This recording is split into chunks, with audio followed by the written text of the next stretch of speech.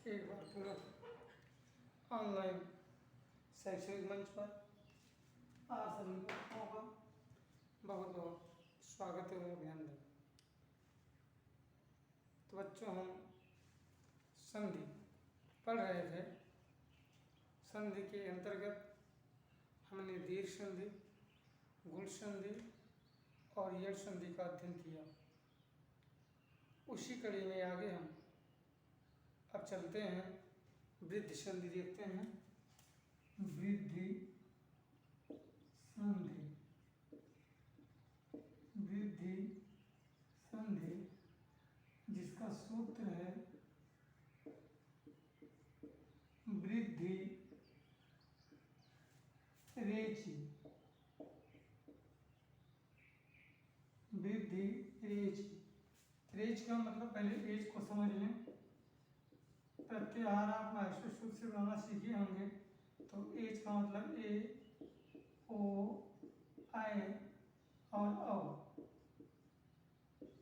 इसकी परिभाषा है यदि, परिभाषा देख लें। परिभाषा यदि आ या आ के बाद ए या आई आए तो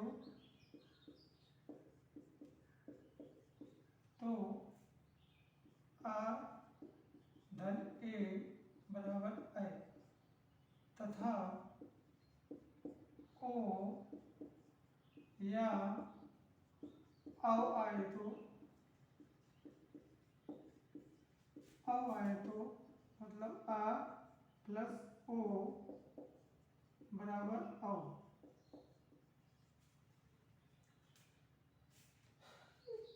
आपको बताया गया कि संधि में दो पद होते हैं, पूर्व पद और पर पद। यानी पूर्व पद के अंत में यदि आ या आए, चाहे ह्रस्व आए चाहे दीर्घ आए, और पद के प्रारंभ में चाहे ए या ऐ आए, तो दोनों मिलाकर के ऐ होगा। कहने का तात्पर्य यहाँ छोटा या बड़ा भी हो सकता है, यहाँ ए अथवा ऐ भी हो सकता है, मिलाने पर ऐ बनेगा।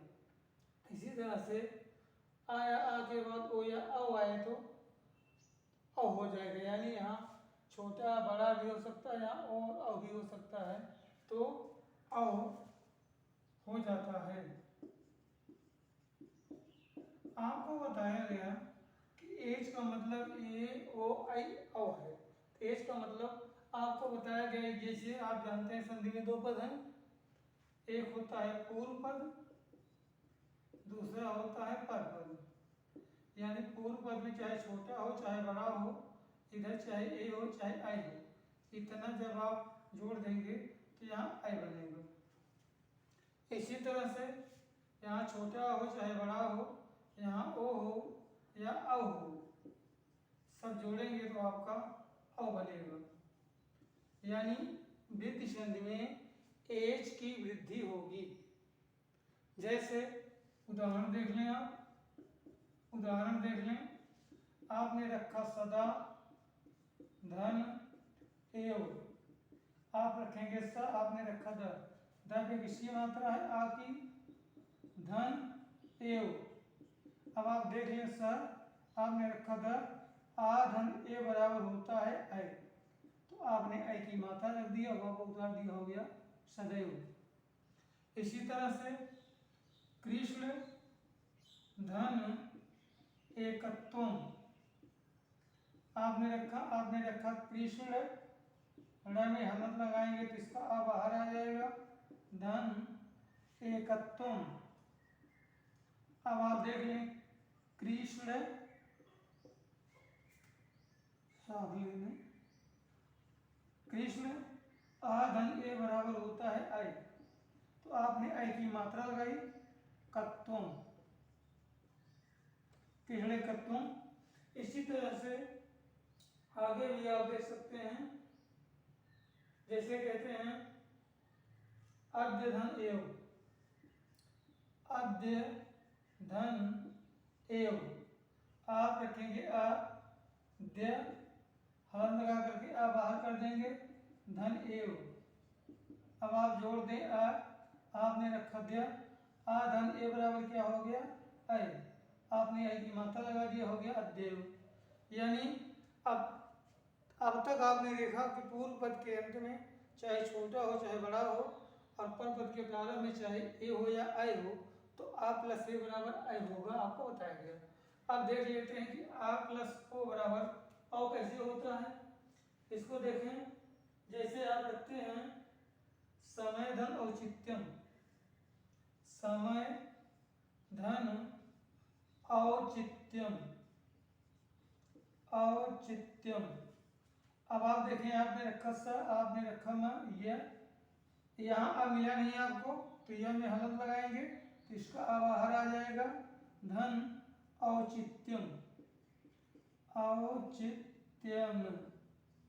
अब आप देख लें, आप रखेंगे सा, आपने रखा मन, आपने रखा यह आ धन ओ बराबर क्या होता औ, तो आपने औ की मात्रा लगाया, समयो चित्यम बचा है, चित्यम को आप उतार दीजिए, हो गया समयो चित्यम।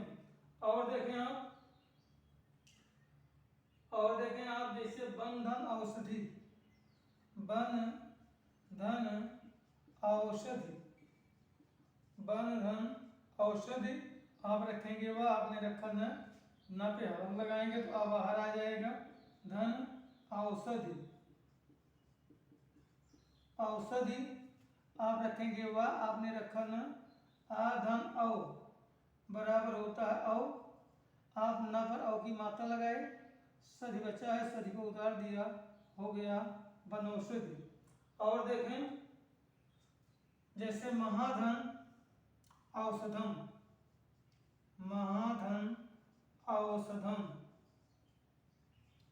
अब आप देखें, आप रखेंगे म, आप रखेंगे है, ह पे आ की मात्रा है, यहाँ रखा धन औषधम, औषधम।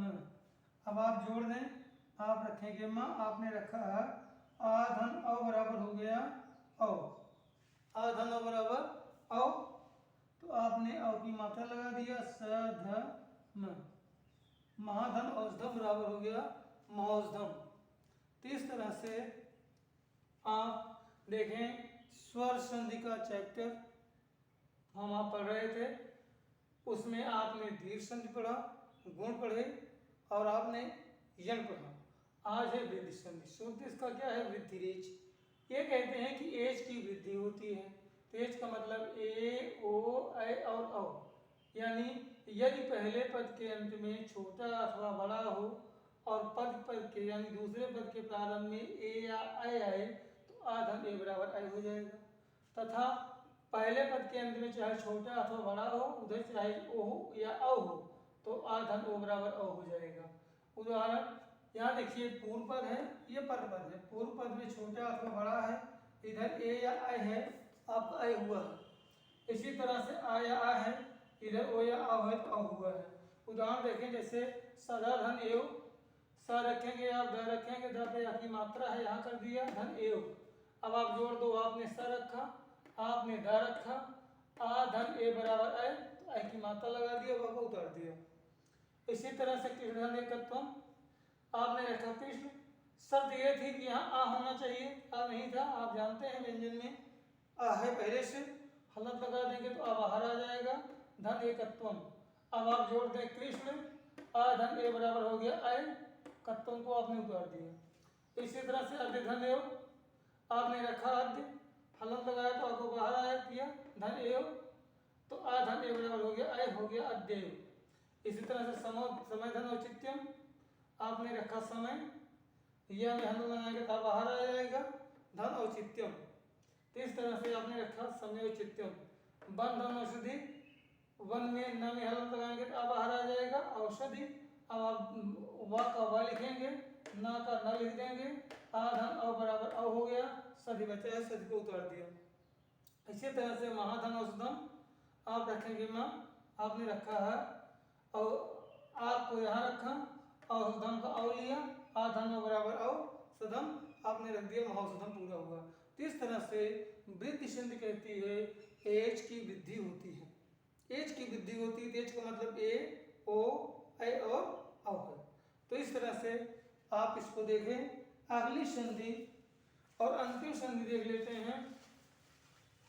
हाँ, ध्यान देंगे, कक्षा 10 के छात्र, हिंदी के छात्र जो हैं वे कक्षा 10 में हिंदी के जो छात्र हैं तो उनको केवल यण और वृद्धि संधि पढ़ना है। ध्यान देंगे, कक्षा 10 के छात्र अगर हैं वो इस वीडियो को देख रहे हैं, हिंदी में केवल उनको वृद्धि और यण संधि पढ़ना है। संस्कृत के छात्र हैं तो जितना पढ़ाया जा रहा है सभी संधियों को पढ़ना है। और यदि 11 और 12 के छात्र हैं तो जो भी संधियां पढ़ाई जा रही हैं उन सब का आपको अध्ययन करना है। तो देख लें अगली संधि आपकी